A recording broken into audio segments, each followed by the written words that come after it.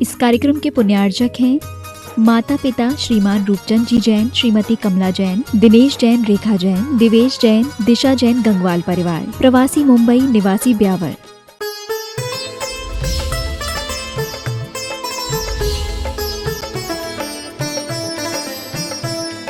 उन्नीसवें तीर्थंकर मल्लीनाथ भगवान की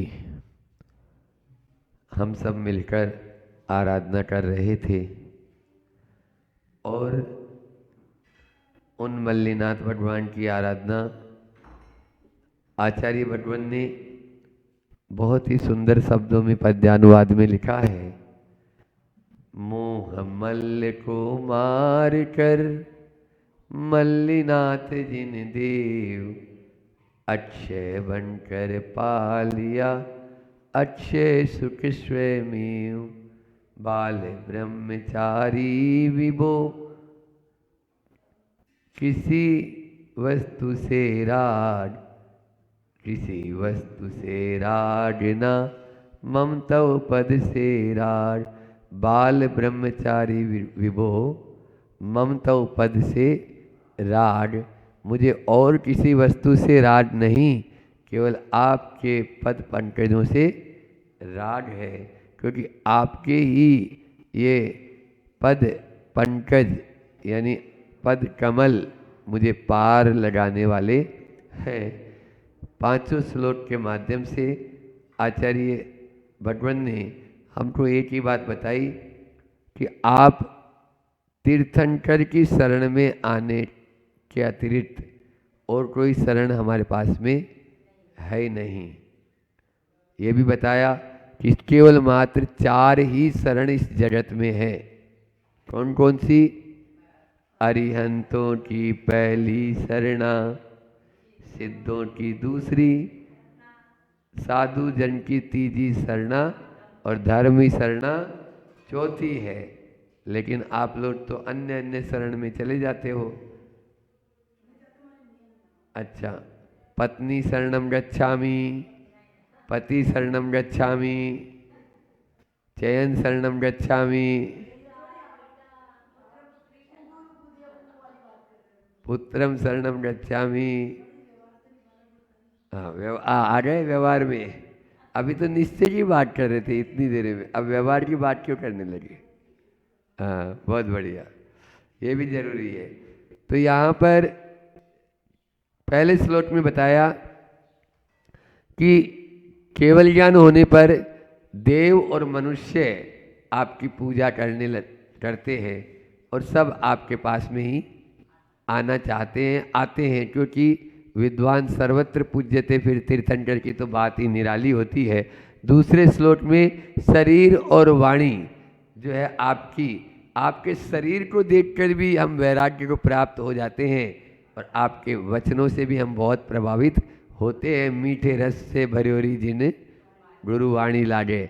और उसके तीसरे श्लोक में प्रभु का जो विहार है वो सबका संहार, सबकी जो शंकाएं हैं उनका परिहार करने वाला है। इसलिए हमें प्रभु के उस विहार में बड़ा आनंद आता है। और फिर चौथे श्लोक में बताया कि जिस प्रकार से चंद्रमा ताराओं से घिरा हुआ रहता है, ऐसे आप अपनी शिष्य मंडली से घिरे रहते हैं। जैसे शिष्यों के बीच में आप ऐसे सुशोभित हो रहे हैं जैसे ताराओं के बीच में चंद्रमा, और चंद्रमा जैसे शीतल होता है वैसे आपकी वाणी भी शीतलता प्रदान करने वाली होती है। और चौथे श्लोक अंतिम श्लोक में बताया कि आज तक जिन्होंने भी मुक्ति को प्राप्त किया वो ध्यान रूपी अग्नि से ही मुक्ति को प्राप्त किया। समझ में आ रहा है? ध्यानाग्नि के बिना कभी भी मुक्ति को प्राप्त हो सकते हैं क्या? बोलो ना, नहीं हो सकते। आप धर्म ध्यान के बाद में कौन सा ध्यान आता है? बस वो शुक्ल ध्यान रूपी अग्नि आया था। यस्य शुक्लम तपोट तप परम तपोनिर ध्यान मनंता दुरितमदाक्षित। पापों को नाश करने के लिए शुक्ल ध्यान ही काम आएगा। तम जिन सिंगम कत करणीयम मल्लिमसल्यम शरणमितोस्मि। हे भगवान, यहाँ पर 4 विशेषताएं। आपको जो करना था वो सब कर लिया, करना धरना होता ही नहीं। हम तो ये करें वो करें, ऐसा करें वैसा करें, ऐसा बोले वैसा बोले, ऐसा लिखे वैसा लिखे, ऐसा सुनाए ऐसे सुने, यही हमारी कमजोरी है। आचार्य भगवान कहते हैं बैठ जा अब चुपचाप, बहुत हो गया करना धरना। हाँ, लेकिन उसी को ही नहीं पकड़ पाते। तो इस प्रकार से इन 4, क्योंकि हाइकू भी लिया था ना, ध्यान काल में श्रम कहाँ, अब तो पूर्ण विश्राम, उसमें श्रम की जरूरत ही नहीं। ठीक है ना, बस बैठना भर है। आज 20वें तीर्थंकर मुनि सूरतनाथ भगवान, जो आपको बड़े प्यारे लगते हैं, ठीक है ना, ऐसे मुनि सूरतनाथ भगवान की हम सब आराधना करेंगे आचार्य समंत भद्र स्वामी महाराज के साथ में। आचार्य समंत पुस्तक मंगा लेते ना, वो पुस्तक, हाँ, समंत भद्र स्वामी महाराज जी ने जो मुनि सूरतनाथ भगवान है, उन मुनि सूरतनाथ भगवान का नाम मुनि सूरत कैसे हुआ, यह सार्थकता बता रहे हैं पहले श्लोक में। अधिगत मुनि सुव्रत स्थितिर मुनि वृषभो मुनि सुव्रतो न गह मुनि परिषद निर्भवो भवानुडु परिषित परिवीत सोमवत। अधिगत मुनि सुव्रत स्थिति, जिन्होंने मुनियों के उत्तम व्रतों की स्थिति को अधिगत यानी सुनिश्चित कर लिया, प्राप्त कर लिया। मुनियों की उत्कृष्ट स्थिति, उत्तम स्थिति, क्योंकि मुनि महाराज जी पूर्ण रूप से मुनित्व को प्राप्त कब होते हैं, जब केवल ज्ञानी हो जाते। 18,000 शीलों का पालन कौन करता है? अरिहंत परमेष्ठी। बहुत बढ़िया। तो यहाँ पर भी वही हुआ, मुनि वृषभ मुनियों में श्रेष्ठ हैं, और जो अनट, अज्ञानी क्या होता है? पाप। अनज्ञानी पाप से रहित हैं। ऐसे भगवान आप मुनि सूरत, आपका मुनि परिषदी, समोसरण के बीच परिषद मुनियों की सभा में आपका नाम श्रेष्ठ मुनि सुव्रत सही सार्थक है। अब आप कैसे सुशोभित हो रहे हैं? तो यहाँ पर दिया, उड़ु परिषित परिवीत सोमवत। फिर से कल वाला उदाहरण आ गया। सोम यानी चंद्रमा, और चंद्रमा की सरकार कौन है? बोलो। अरे तारे, तारे जो है चारों तरफ मंत्रिमंडल है। तारे क्या हुए? जैसे मोदी जी हैं, अब वो मोदी जी क्या हुए? प्रधानमंत्री। तो उनकी जो जितने भी पूरे के पूरे, हाँ, वो क्या कहलाएंगे? तारे हो गए, है ना। गुरुदेव क्या थे?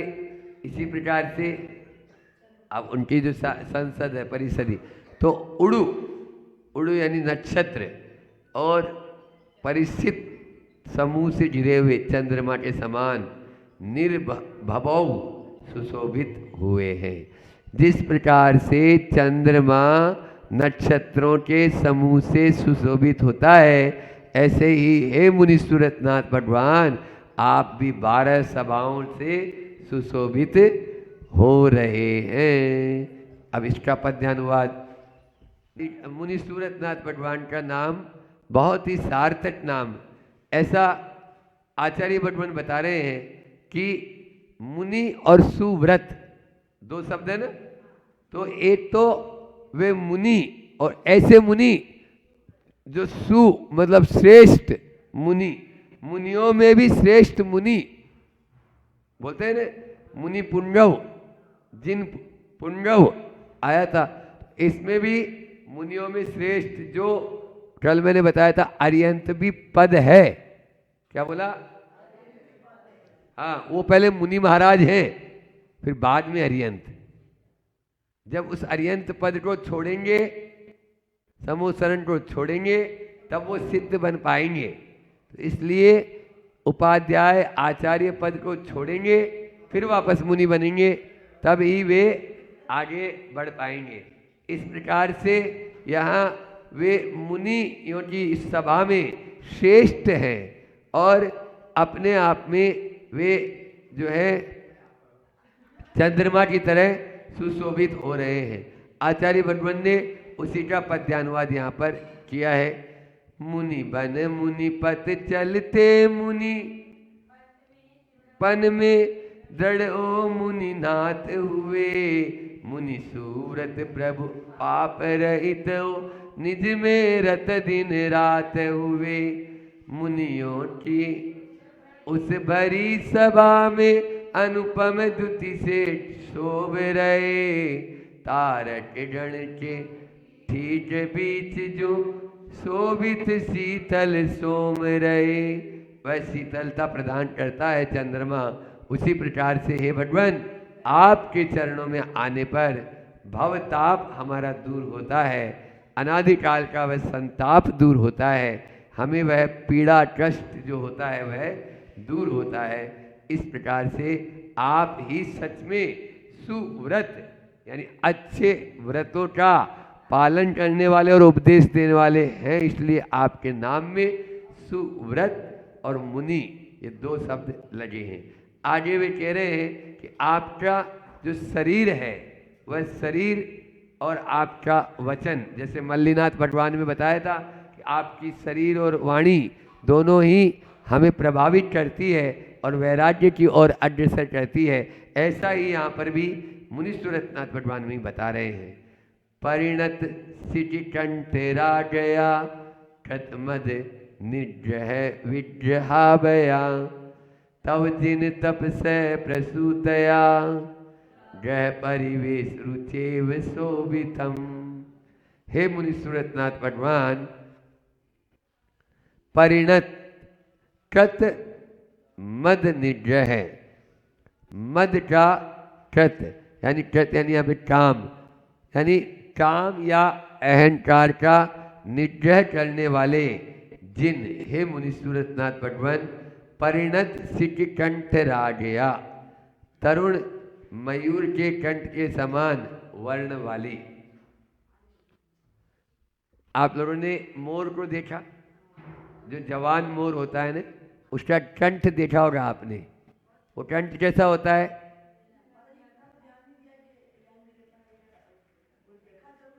अरे अभी कल तो अपन उसमें थे ना, कौन सा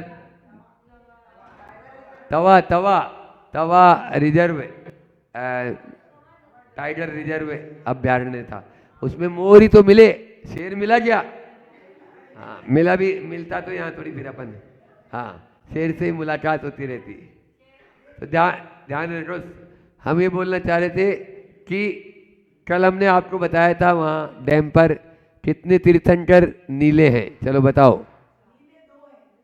हाँ आपसे थोड़ी पूछा था। हाँ बोलो दीदी। हाँ दो गोरे दो सांवले, दो हरियर दो लाल, 16 तीर्थंकर जी स्वर्ण के समान। यही कल बोला था मैंने।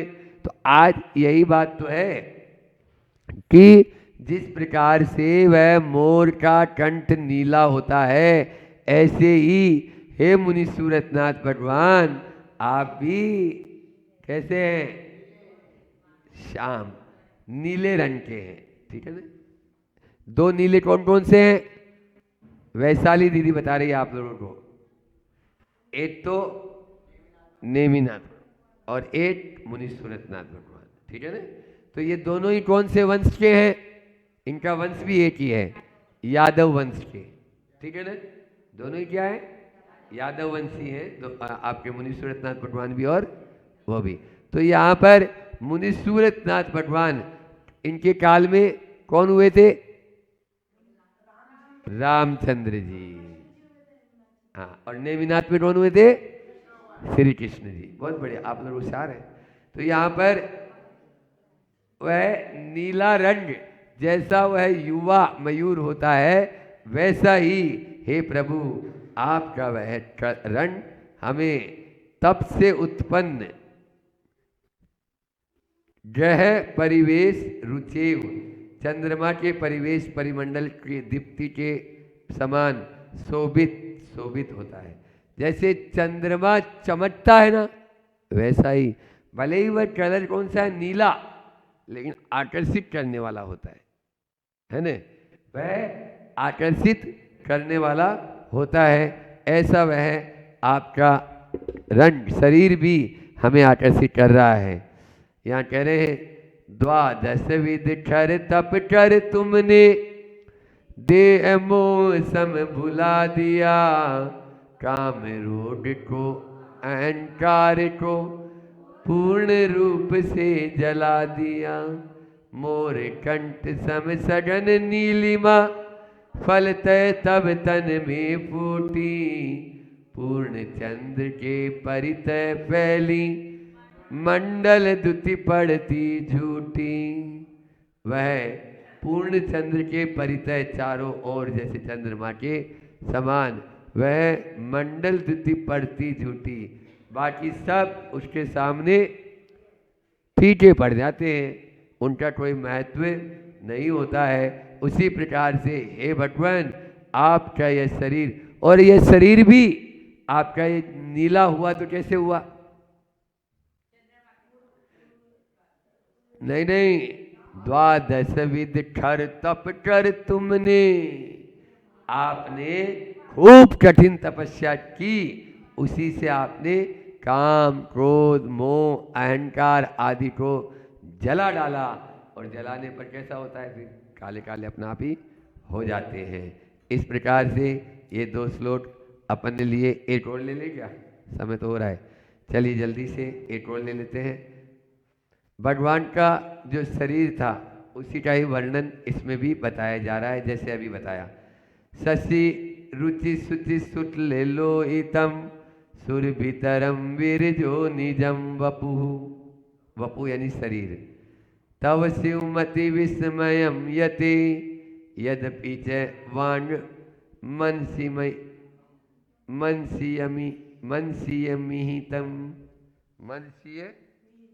मिहितम यते, हे महामुनिराज, शशि रुचि शुचि शुक्ल लोहितम, चंद्रमा के किरणों के समान निर्मल और सफेद खून से युक्त, शुक्ल लोहितम, लोहित यानी रक्त और शुक्ल यानी सफेद। अब शुक्ल बोलते हैं तो आप थोड़ा सोचते हैं, और अभी हम बोलते वाइट बोले तो वो तो सफेद होता है, शुक्ल में थोड़ा सा दिक्कत आती है। यहाँ पर भी वही बताया जा रहा है, विरज है, रज रहित मल रहित तव आपका निजम वपु शरीर, शिवम अत्यंत शुभ अति विस्मयम अत्यंत आश्चर्य करने वाला था। और क्या था, और वांग मनसीय मपि, वचन और मन भी, यत इहितम आपकी जो भी चेष्टा है वह भी अति विस्मयम अत्यंत आश्चर्यकारी थी। बस आपका वह शरीर तो हमको आकर्षित करता ही था, आपके मन और वचन की चेष्टा भी हमारे लिए एक आश्चर्यकारी आह्लाद उत्पन्न करने वाली थी। और इतना ही नहीं, हर व्यक्ति उससे प्रभावित होते थे, क्योंकि उनकी कोई भी चेष्टा व्यर्थ नहीं होती थी। ठीक है ना, अपन तो यद्वा तद्वा कुछ भी कर लेते हैं, वो ऐसा कुछ भी नहीं, जो भी करना वो सार्थक होना, इसलिए हर किसी को प्रभावित होते। बोलते थे तो सार्थक बोलते थे, वाणी उनकी हित मित प्रिय होती थी। तो यहाँ पर आचार्य भगवान ने इस श्लोक के माध्यम से उनके तन, उनका मन और उनके वचन, इन तीनों का वर्णन करके हमको यह बताया कि प्रभु की वाणी, प्रभु का मन और प्रभु का शरीर, शरीर भी उनका कैसा रहता है, शुक्ल लोहितम, यानी शुक्ल लोहित है। देखो चंद्र चांदनी समधवलित सुचिरुदिर बराए तब तन में, परम सुगंधित निर्मल तन, ऐसा तन ना त्रिभुवन में। ऐसा तन त्रिभुवन में है ही नहीं। केवल सुख का नहीं किंतु तब तन मन वच की परिणतियां, विस्मय जग को सदा कराती, जिनसे मिटती चौगतियां। सबको आपका तन मन वचन सब विस्मय का उत्पन्न करने वाली थी। हर व्यक्ति लट्टू हो जाता था आपके देखते ही। सुंदर शरीर कब मिलता है? वाह, बहुत बढ़िया। भक्ति सुंदर रूपम। जो प्रभु की भक्ति करेगा, जो गुरु की भक्ति करेगा, बादलों की तरह कृपा भी बरसेगी, बादलों की तरह उस पर। इसलिए हमें प्रभु की भक्ति ऐसा ही करना है। कोई कुछ भी सोचे इससे हमको, क्योंकि लोगों का क्या, लोगों का काम तो ऐसे ही, लोगों का क्या, लोगों का काम तो है कहना, कुछ भी कहना, उनका तो कहना ही है। लोग क्या कहेंगे ये नहीं, हम हमारी आत्मा क्या कहेगी ये कोई नहीं जानता।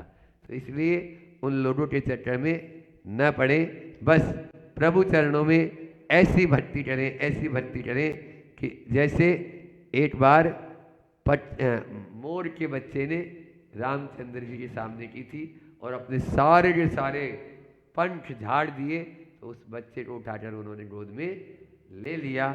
बस हम भी ऐसी भक्ति प्रभु चरणों में करेंगे तो बेड़ा पार हो पाएगा। इतना ही रखते हैं, अभी आगे भी अपन को चलना है। अहिंसा परमो धर्म की, आचार्य गुरुवर विद्या सागिधि मामूला। तो इन पहले 6 पत्थरों को निकालो। स्पर्शन इंद्री को जीतो, रसना इंद्री को जीतो, घ्राण इंद्री को जीतो, चक्षु इंद्री को जीतो, कर्ण इंद्री को जीतो, अपने मन को जीतो। इन 6 के विषयों से तुम अगर ऊपर उड़ गए तो तुम वासना से जीत सकते हो, नहीं तो तुम्हारे वासना बस की नहीं है। ध्यान रखना, जैसे तुम चढ़ नहीं पाए ऐसे कभी वहाँ तक चढ़ना है, वासना को जीतना है, उस चोटी पर पहुँचना है, तो इन 6 पत्थरों को अपने पास से आपको निकालना पड़ेगा, तभी आपकी जीत होगी। अन्यथा जीत 3 काल में ना हुई है और ना होने वाली है। जिनको भी इस पर अगर जीत करना है तो निश्चित तौर से इन विषयों को, जितना आप अपने चक्षु इंद्री को वश में रखोगे, उतना आप ये मान के चलना, आप पर मतलब पुरुष या पर स्त्री को जितना आप कम से कम देखोगे उतना अच्छा रहेगा। जितना रसना इंद्री को आप कब्जे, क्योंकि क्या है, वासना इसलिए हमारी जागृत होती है कि हम खाता, इतनी आवश्यकता नहीं है खाने की जितना आप खा रहे हो, और जो खा रहे हो और जिस प्रकार से खा रहे हो, बस हम इस प्रकार से हमारा भोजन हो गया है, तो इसलिए जो है हम अपने आप को संयमित नहीं रख पा रहे हैं, अपने आप को नियंत्रित नहीं रख पा रहे हैं। तो बिल्कुल उस साधक ने सही बात बताई, इन 6 पत्थरों को मारना छोड़ दें हम, तो निश्चित तौर से ये 6 पत्थर हमने निकाल दिए तो हमारा जीवन वास्तविकता में उत्कृष्टता की ओर बढ़ सकता है, बढ़ेगा। निश्चित मान के चलना, आपका वो जीवन उत्कृष्टता की ओर बढ़ता चला जाएगा। पर बस धारणा और आपके अंदर के मंथन में ये 6 चीज़ निकलना चाहिए, तो आप ऊपर उठ सकते हैं। और अंतिम बिंदु था, क्योंकि समय हो रहा है और गुरुदेव का संस्मरण भी आपको सुनाना है। अंतिम बिंदु कौन सा था आपका? अंतिम बिंदु हमने आपको कौन सा बताया था? बताओ तो कौन सा बताया था, भूल गए? कौन सा बोला था अंतिम बिंदु हमने आपके बीच में? याद है? नहीं है याद है? अब उसका समय तो बचा नहीं हैगा, क्या बोला था, भूल गए? कोई को याद नहीं है? चौथा बिंदु कौन सा बोला था हमने? कि जो लोग किसके कब्जे में हैं, बोलो तो, किसके कब्जे में? बोलो ना, नहीं बोल रहे, पुरुष नहीं बोल रहे, क्या बोला था? चौथा बिंदु ये बोला था ना हमने चौथा यही बोला था कि ये थावी चिकित्सा पुरुषाति पुत्थिनम वंशम गता। उन पुरुषों को धिक्कार हैं जो स्त्रियों के वश में हैं। उन पुरुषों को धिक्कार है जो किसके वश में है? स्त्रियों के वश में हैं। क्योंकि स्त्रियों के अगर वश में हैं तो ये मान के चलना वो किसके कब्जे में है? वो अपने आप के कब्जे में नहीं है, वो उनके कब्जे में है। और उनका जीवन उनका नहीं है, उनका जीवन स्त्रियों का है। और जिनका जीवन स्त्रियों का है वो क्या है? वो तो कुल मिलाकर, अब अच्छा नहीं लग रहा ऐसा शब्द बोलना, मेरे को बोलना नीचे, आप समझ जाए वो क्या कहलाते हैं, वो क्या कहलाएंगे, वो किस प्रकार से। अब इसलिए जीवन आपका है। अब इस विषय को लेकर हालांकि अपना समय हो गया है, आचार्य भगवान का संस्मरण भी आप लोगों के बीच में रखना है, तो इस विषय को और एक कल और प्रयास करूंगा कल इस प्रवचन को समाप्त करने का, और परसों से परिग्रह की जो आपकी बात है वो छुड़वाऊंगा आपसे। जो आपका धन संपदा है जितनी होती है उसको बंधवाने का प्रयास 2 4 5 प्रवचन में करने का प्रयास संयमित करूंगा। कल उस विषय को और अच्छे से उठाकर अपनी बात को विराम दूंगा, क्योंकि समय अपना हो गया है और आचार्य भगवान का संस्मरण भी आपको सुनना है, वो तो बिल्कुल आपको सुना ही रहा हूँ। परम पूज्य आचार्य भगवान की दीक्षा का वो समय था और दीक्षा हुई, और दीक्षा होने के बाद प्रथम आहार के लिए पूज्य गुरुदेव पूरे अजमेर नगर की उन गलियों में घूमे, और गलियों में घूमे तो योग संयोग और जो पुण्यशाली होता है उसके यहाँ तो अपने आप ऐसे साधक जाकर रुक ही जाते हैं, उसमें कोई वो नहीं है। पुण्य चाहिए तब कहीं जाकर उस पुण्य से और पुण्य की अनुमोदना से हुआ भी ये कि किनके घर में जाकर प्रभु और गुरु रुके, तो वो थे पहला दिन 1 जुलाई सन 1968 को परम पूज्य गुरुदेव के प्रथम आहार हुए सर सेठ भागचंद जी सोनी की कोठी सरावगी मोहल्ले में, वहाँ उनके आहार हुए। और आहार के बाद जिस प्रभावना के साथ गुरुदेव गाजे बाजे के साथ आए और गाजे बाजे के साथ वो अपना प्रवेश कर रहे थे, और प्रवेश कर रहे थे, उस प्रवेश के बाद जब वहाँ पहुँचने के बाद वहाँ नसिया जी में बैठे, और नसिया जी में बैठने के बाद आचार्य ज्ञान सागर जी महाराज जी को नमस्ते किया। आचार्य ज्ञान सागर जी महाराज जी ने पूछा, क्यों महाराज जी आहार कैसे हुए? तो उन्होंने कहा, जी आचार्य श्री जी निर्विघ्न हमारे आहार संपन्न हुए। वो ये तो बात हुई, और होते ही आपको बता रहा हूँ आचार्य ज्ञान सागर जी महामुनि राज कैसे अपने उनकी वचन सिद्धि थी, कैसे निमित्त ज्ञानी थे, और किस प्रकार से उनके वो वचन उन्होंने बोले और वही वचन सिद्ध हुए। जब लोग उठ के गए तो सोनी जी ने, सर सेठ भागचंद जी सोनी जी ने पूज्य गुरुदेव ज्ञान सागर जी महाराज जी से बोले ये 9 दीक्षित मुनिराज थे, मुझे तो लगा कि ये तो वर्षों की साधना कर रहे हो, एक कण आहार में गिरा नहीं, ऐसे व्यवस्थित रूप से आचर्या का वो पालन कर रहे थे। मैं तो गदगद हो गया, पहले खूब विरोध किया, बस क्षमा चाहता हूँ, मुझे तो ऐसा लग रहा है आपका निर्णय सचमुच में सत्य है। और फिर आचार्य ज्ञान सागर जी ने शब्द बोला, वो आपको बता रहा हूँ क्या उनके वो शब्द थे, वो बता रहा हूँ आपको। उन्होंने एक ही बात बोली, यदि यह काया, यदि ये शरीर 5 साल तक टिक गया, 5 साल तक टिक गया तो मुनि विद्यासागर को मैं ऐसा निपुण और सब विद्याओं में पारंगत कर दूंगा। अभी तुमने देखा ही क्या है, बस भावना है और मुझे विश्वास है ये शरीर 5 साल तक तो टिक जाएगा। पूज्य ज्ञान सागर जी की वाणी सिद्ध साधक वाणी थी, वचन सिद्धि थी उनके मुखारबिंद से 5 वर्ष निकला था। वो 5 वर्ष तक ही अपना जीवन उन्होंने जिया है, 5 वर्ष तक ही उन्होंने अपना जीवन जिया। 5 वर्ष के बाद ही उनकी जो है समाधि हुई है, और वो 5 वर्ष ऐसे वरदान सिद्ध हुए कि आचार्य भगवान को उन्होंने ऐसी कठोर चर्या, ऐसा अनुशासन प्रिय, ऐसा विशालतम बना दिया कि आज वो इस प्रकार से पूरे देश ही नहीं पूरे विश्व को पल्लवित और पुष्पित कर रहे हैं। वो आचार्य ज्ञान सागर जी की बात है। लेकिन आचार्य ज्ञान सागर जी के आपको बता रहा हूँ, उन्होंने कहा था 5 साल ये शरीर टिकेगा, और वो 5 साल ही टिका। मतलब वो जो उनके वचनों में क्या थी, वचन सिद्धि थी, और उसके माध्यम से ये मानते हैं हम कि वो ज्ञान सागर जी महाराज उनका आशीर्वाद फल रहा है। और आचार्य पूरा जो आज सब कुछ दिख रहा है वो उनकी कृपा है, बस उनकी कृपा सदैव बनी रही। इसी भावना से बोली आचार्य भगवान विद्यासागर जी महामुनि राज की। भगवान बनना है और भगवान के बाजू में बैठना है, वो तीर्थंकर बनने की कला को आत्मसात करना है, वो भगवान बनने की हैसियत अपने अंदर लेके आना है। अपना मंगलाचरण है। तीर्थंकर बनना है तो हिंसा का तांडव हटाना होगा, तीर्थंकर बनना है तो झूठ का वमन करना होगा, तीर्थंकर बनना है तो चोरी का दामन छोड़ना होगा, तीर्थंकर बनना है तो कुशील का जाल तोड़ना होगा, तीर्थंकर बनना है तो परिग्रह का आग्रह छोड़ना होगा, तीर्थंकर बनना है तो जीवन को निर्दोष बनाना होगा, तीर्थंकर बनना है तो सप्तशील की ओर मुड़ना होगा, और तीर्थंकर बनना है तो अष्ट प्रवचन मातृकाओं की ओर झुकना होगा। बात चल रही है अपनी कुशील का जाल तोड़ना होगा, और कल कुशील के जाल पर आपसे बहुत अच्छी अच्छी बातें करी थी। हमने कहा था कि कड़वाहट करेले का दुर्गुण नहीं है, अपितु क्या है, स्वभाव है। दुर्गंध विष्टा का दुर्गुण नहीं है, अपितु स्वभाव है। उष्णता आग का दुर्गुण नहीं है, अपितु स्वभाव है। बस उसी प्रकार अतृप्ति मन का दुर्गुण नहीं है, वो क्या है? वो स्वभाव है। अब उस स्वभाव को आपको पकड़ना है, क्योंकि अर्थ के क्षेत्र में और वासना के क्षेत्र में, इन दोनों काम और वासना के क्षेत्र में ये जो हैं, कितनी भी आप प्राप्ति करो, लेकिन बाद भी कितने भी आप उपभोग करो, उसके बावजूद भी वो तृप्ति का अनुभव होने ही नहीं देगी। और एक और बात कल विशेष हमने बोली थी कि शरीर जब मजबूत हो तब मन, कमजोर मन भी नहीं, वो कमजोर मन दुखों को स्वीकार करने के लिए तैयार नहीं होता है। और जब स्वस्थ या अस्वस्थ शरीर के लिए जब लोभग्रस्त या वासनाग्रस्त मन हो तो वो कौन से दोषों को अपनाने के लिए तैयार नहीं होता। सब के सब दोष उसके पास आ जाते हैं, जिसके मन के अंदर वासना और जिसके मन के अंदर लोभ है। और फिर एक बात और बोली थी कि रण के मैदान में, रण मतलब वो युद्ध के मैदान में शत्रु को जीतना है तो सबसे पहले निर्बलता का पे प्रहार करोगे तो जीत जाओगे। और अगर लोभ और वासना के इस युद्ध में आपको जीतना है तो क्या करना पड़ेगा?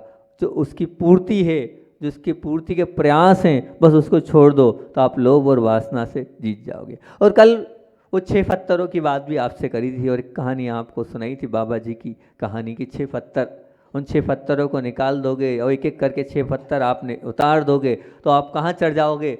उस शिखर पर पहुंच जाओगे। वो 6 पत्थर कौन कौन से थे वो बताए थे आपको। कौन से थे भूल गए? स्पर्श, रसना, घ्राण, चक्षु, कर्ण और मन, इन 6 इंद्रियों की अपन ने बात करी थी। और आज पुनः कुछ अलग बात आपके बीच में इसी विषय को लेकर प्रयास करूंगा। आज का विषय खत्म हो जाए ताकि कल से परिग्रह पर आपसे बात करेंगे। तो आज कुछ और नया चिंतन इसी विषय को लेकर, ब्रह्मचर्य व्रत को, कुशील को लेकर, कि आहार, भय, मैथुन और परिग्रह, ये 4 संज्ञाएं, 4 प्रकार की संज्ञाओं में अगर सबसे भयंकर संज्ञा है तो वो है मैथुन की संज्ञा। 5 इंद्रियां हैं, स्पर्शन, रसन, घ्राण, चक्षु और कर्ण। इन 5 इंद्रियों में स्पर्शन तो है ही, लेकिन उससे भी ज़्यादा पूज्य गुरुदेव बोलते हैं कि सबसे ज़्यादा अगर खतरनाक इंद्रिय है, घातक इंद्रिय है, वो है चक्षु इंद्रिय। क्रोध, मान, माया और लोभ, बोले इन 4 कसायों में सबसे ज़्यादा क्या है? बोले वो क्या है? क्यों? वो लोभ। लोभ को क्यों बोल रहे हो? क्रोध है ना। अरे लोभ को पाप माना ही नहीं है आपने, इसलिए मैं कहता हूं कि लोभ सबसे ज़्यादा कषाय। कोई को होता है क्रोध, पर मैं कहता हूं नहीं, लोभ। लोभ जो है वो कहाँ से कहाँ आदमी को पहुंचा देता है, सब पाप को करा देता है वो लोभ।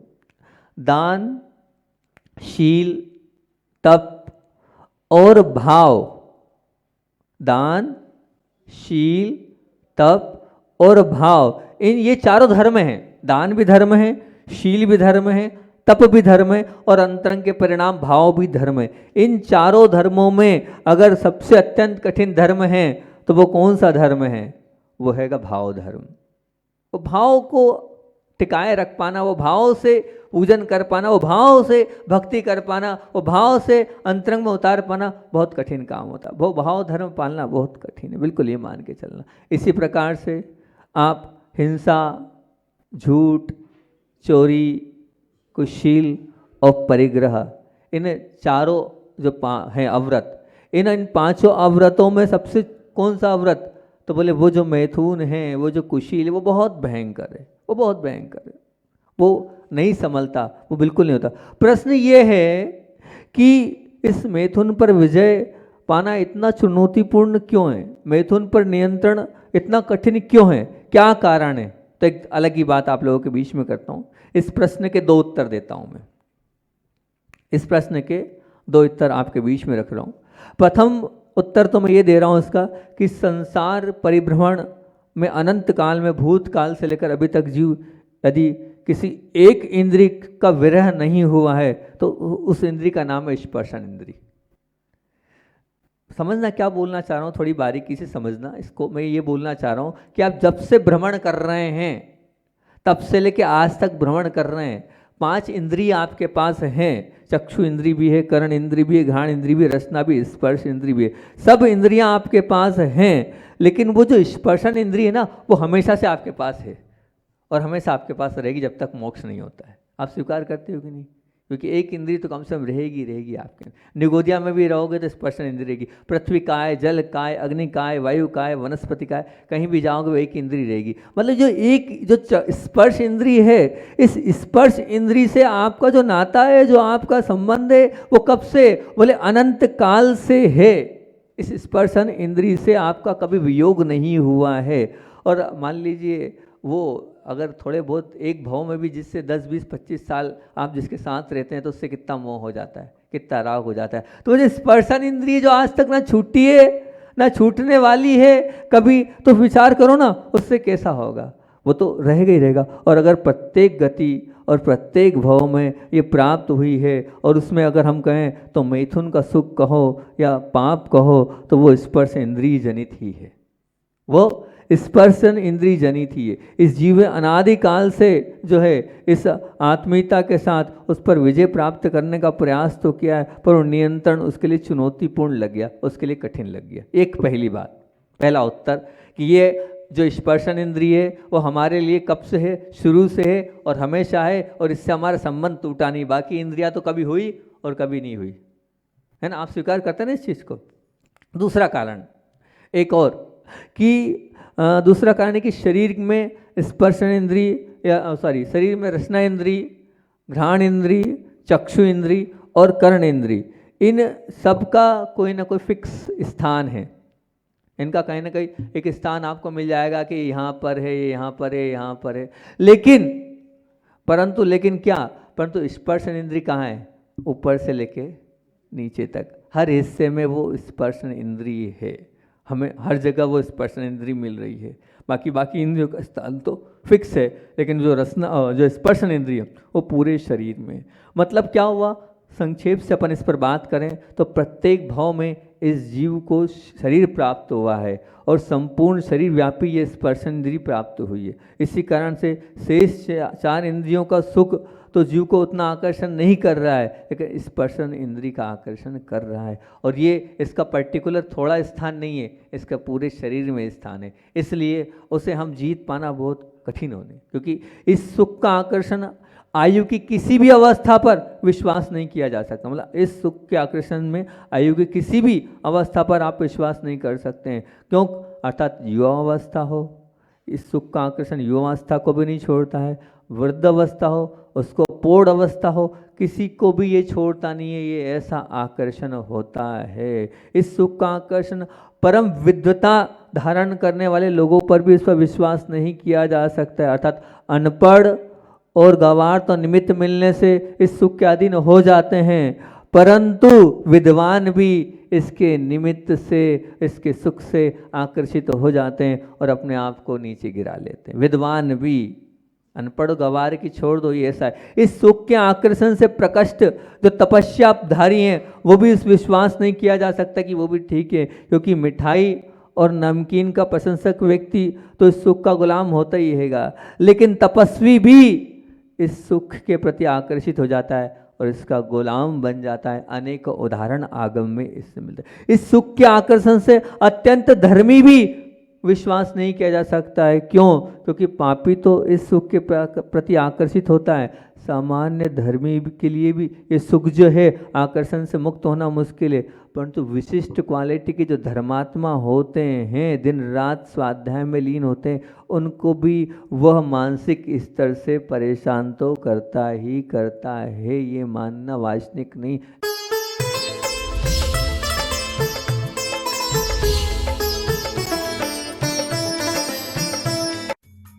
इस कार्यक्रम के पुण्यार्जक थे माता पिता श्रीमान रूपचंद जी जैन, श्रीमती कमला जैन, दिनेश जैन, रेखा जैन, दिवेश जैन, दिशा जैन, गंगवाल परिवार, प्रवासी मुंबई, निवासी ब्यावर।